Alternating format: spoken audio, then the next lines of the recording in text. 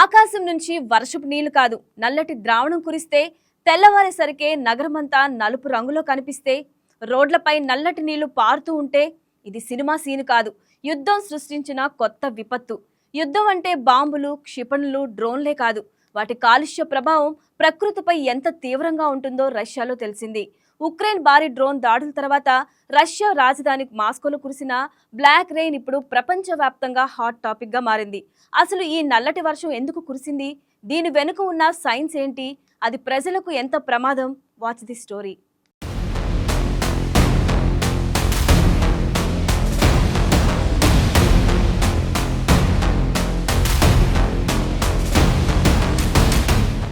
రష్యాలో కురుస్తున్న బ్లాక్ రెయిన్కు స్థానికులు భయంతో పారిపోతున్నారు. ఇళ్లలో నుంచి బయటకు రావాలంటే బెంబేలెత్తిపోతున్నారు.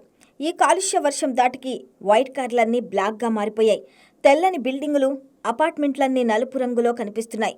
రోడ్లపై నల్లటి నీరు ప్రవహిస్తుంది. మాస్కోలో ఎటువైపు చూసినా ఇవే సీన్లు.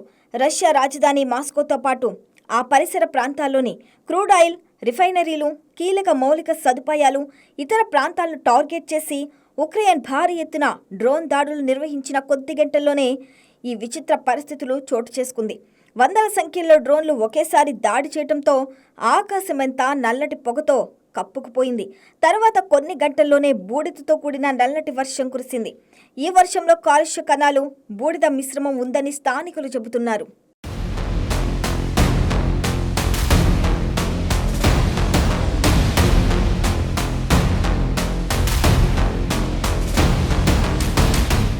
రష్యా ఉక్రెయిన్ యుద్ధంలో ఈ మధ్య కాలంలో జరిగిన భీకర దాడి ఇది. ఉక్రెయిన్ మాస్కోపై వందల డ్రోన్లతో విరుచుకుపడింది. యుద్ధం మొదలయ్యాక ఉక్రెయిన్ ఇంత భారీ స్థాయిలో దాడి చేయటం ఇదే తొలిసారి. క్రెమ్లిన్కు కేవలం 15 కిలోమీటర్ల దూరంలోని మాస్కో ఆయిల్ రిఫైనరీ కంపెనీని దెబ్బతీసింది. అది మంటల్లో చిక్కుకోవటంతో మాస్కో వ్యాప్తంగా దట్టమైన పొగలు కమ్ముకున్నాయి. ఈ దెబ్బతో మాస్కోలోని 4 ఎయిర్పోర్టులు తాత్కాలికంగా మూతపడ్డాయి. 500కు పైగా విమాన సర్వీసులు రద్దయ్యాయి.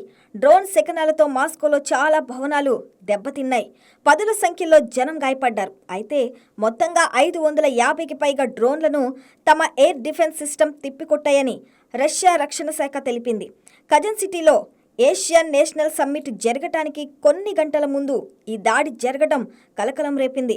పుతిన్ని చర్చలకు రప్పించే ప్రయత్నాల్లో భాగంగానే మాస్కోపై దాడులు చేశామని ఉక్రెయిన్ ప్రెసిడెంట్ జెలెన్స్కీ తెలిపారు.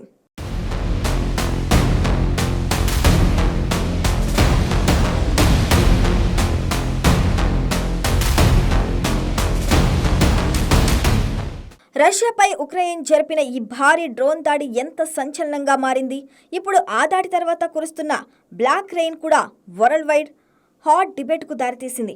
మాస్కోలోని ఆయిల్ రిఫైనరీపై డ్రోన్ దాడి జరగడంతో పెద్ద ఎత్తున మంటలు చెలరేగాయి. ఆకాశమంతా దట్టమైన నల్లటి పొగ ఆవరించింది. ఆ పొగలోని మసి, హైడ్రోకార్బన్ కణాలు వాతావరణంలోని తేమతో కలిసి మాస్కోలోని చాలా చోట్ల నల్లటి వర్షంలా కురుస్తుంది. ఇలాంటి వర్షాలు ప్రమాదకరమని వాతావరణ శాఖ అధికారులు హెచ్చరిస్తున్నారు. గాలిలోకి ఎగసిన కాలుష్య కణాలు, బూడిద వర్షపు నీటితో కలిసి నేలని తాకుతుంది. దాంతో ప్రజలంతా అప్రమత్తంగా ఉండాలని సూచిస్తున్నారు. ఈ క్రమంలోనే మాస్కో అధికారులు ప్రజలకు కీలక సూచనలు చేశారు. బ్లాక్ రెయిన్స్ కురుస్తున్న సమయంలో ఇళ్ల తలుపులు, కిటికీలు మూసి ఉంచాలని, అత్యవసరమైతే తప్ప బయటకు రావద్దని హెచ్చరించారు. ముఖ్యంగా చిన్నారులు, వృద్ధులు, ఆస్తమాతో పాటు ఇతర శ్వాసకోశ సమస్యలు ఉన్నవారు బ్లాక్ రెయిన్ ప్రభావిత ప్రాంతాలను విడిచి వెళ్లిపోవాలని సూచించారు.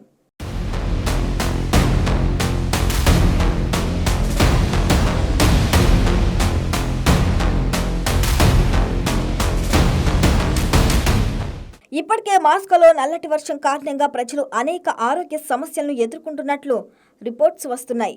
బ్లాక్ రెయిన్ కారణంగా మాస్కో వాసుల్లో తలనొప్పి, శ్వాస సమస్యలు తలెత్తుతున్నాయి. వాహనాలు, రోడ్లపై కలుషిత జలాలు పేరుకుపోతున్నాయి. నల్లటి వర్షంలో కార్బన్ కణాలు, సల్ఫర్ కాంపౌండ్స్, పాక్షికంగా కాలిన ఇంధన అవశేషాలు ఉంటాయి. గాల్లో ఉండే ఈ సూక్ష్మ కణాలను పీల్చడం వల్ల ఆస్తమా, బ్రోనైటిస్ ఉన్నవారికి శ్వాస తీసుకోవడం చాలా కష్టమవుతుంది. ఈ ఆయిల్ మిశ్రప వర్షపు జల్లులు ఒంటిపై, కళ్ళల్లో పడితే మంటలు, అలర్జీలు, స్కిన్ ర్యాషెస్ వచ్చే ప్రమాదం ఉంది. పైగా వాహనాలు, ఇల్లు, రోడ్లపై నల్లటి జిడ్డు పొరలా ఇది పేరుకుపోతుంది. లోకల్ వాటర్ రిజర్వాయర్లు మట్టిలోకి ఈ కెమికల్స్ చేరటం వల్ల తాగునీరు, పర్యావరణం కలుషితమవుతున్నాయి.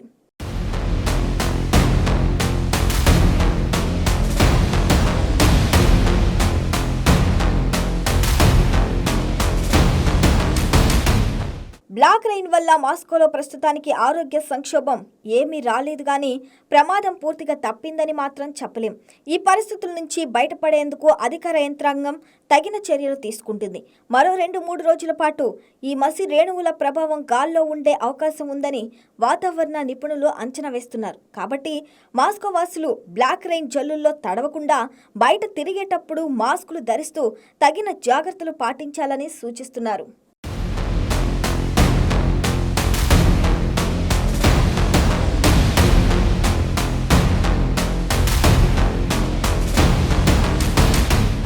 యుద్ధం ఎక్కడ జరిగినా దాని ప్రభావం సరిహద్దులకే పరిమితం కాదని ఈ ఘటన మరోసారి గుర్తు చేసింది.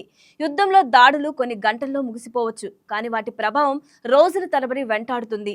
డ్రోన్ దాడితో మొదలైన విధ్వంసం ఇప్పుడు ప్రజల ఆరోగ్యం, పర్యావరణంపై కూడా ప్రభావం చూపిస్తుంది. యుద్ధం విధ్వంసం భవనాలను మాత్రమే కాదు, గాలిని, నీటిని, ప్రజల ఆరోగ్యాన్ని కూడా వెంటాడుతుందని ఈ ఘటన మరోసారి హెచ్చరిస్తుంది.